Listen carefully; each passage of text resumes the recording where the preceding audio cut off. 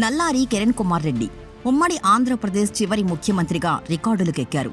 2009లో YS Rajasekhar Reddy మరణం తర్వాత అప్పటి కాంగ్రెస్ హైకమాండ్ రోసయ్యను సీఎంగా చేసింది. అప్పట్లో కిరణ్ కుమార్ రెడ్డి ఉమ్మడి ఏపీ శాసనసభ స్పీకర్గా వ్యవహరించారు. రోసయ్య సీఎంగా బాధ్యతలు చేపట్టగానే ఇక్కడ కేసీఆర్ నేతృత్వంలో తెలంగాణ ఉద్యమం ఉవ్వెత్తున ఎగిసిపడింది. దీంతో కాంగ్రెస్ అధిష్టానం అప్పటి వరకు స్పీకర్గా, చీఫ్ విప్గా పనిచేసిన కిరణ్ కుమార్ రెడ్డిని, ఎలాంటి మంత్రి పదవి అనుభవం లేని కిరణ్ కుమార్ రెడ్డిని అనూహ్యంగా సీఎంను చేసింది. అయితే ఆంధ్రప్రదేశ్ విభజన విషయంలో కాంగ్రెస్ హైకమాండ్తో కిరణ్ కుమార్ రెడ్డి చివరి వరకు పోరాడారు. అయినా ఫలితం లేకపోవడంతో సీఎం పదవికి రాజీనామా చేశారు. ఆ తర్వాత సొంతంగా జై సమైక్యాంధ్ర పార్టీని స్థాపించి 2014 ఎన్నికల్లో పోటీ చేసినా పెద్దగా ప్రభావం చూపించలేదు. ఆ తర్వాత కొన్నాళ్లు సైలెంట్గా ఉన్న కిరణ్ కుమార్ రెడ్డి ఆ తర్వాత కాంగ్రెస్ పార్టీ కండువా తిరిగి కప్పుకున్నారు.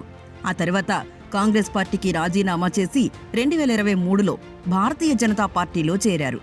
అంతేకాదు ఈ ఎన్నికల్లో భారతీయ జనతా పార్టీ తరపున ఏపీలోని రాజంపేట లోక్సభ స్థానం నుంచి ఎంపీగా పోటీ చేసి ఓడిపోయారు. ఈ ఎన్నికల్లో తన సమీప ప్రత్యర్థి పివి మిథున్ రెడ్డి చేతిలో 76,071 ఓట్ల తేడాతో ఓటమి పాలయ్యారు. ఈ ఎన్నికల్లో బీజేపీ, టీడీపీ, జనసేన నేతృత్వంలోని కూటమి విజయం సాధించిన ఆ ప్రభంజనంలో కిరణ్ కుమార్ రెడ్డి గెలవలేకపోయారు. దీంతో కేంద్రం ఆయన్ను తెలంగాణ గవర్నర్గా నియమించబోతున్నట్టు వార్తలొస్తున్నాయి. కిరణ్ కుమార్ రెడ్డి పుట్టి పెరిగిందంతా హైదరాబాద్లోనే. ఇక్కడ స్థానిక పరిస్థితులపై ఆయనకు పూర్తి స్థాయి అవగాహన కూడా ఉంది.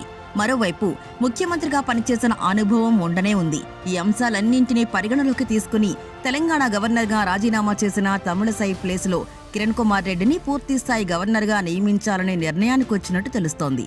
ఒకవేళ కిరణ్ కుమార్ రెడ్డి గవర్నర్ చేస్తే ఇక్కడ రాజకీయంగా భారతీయ జనతా పార్టీ మరింత పట్టు సాధించే అవకాశాలున్నట్టు తెలుస్తోంది.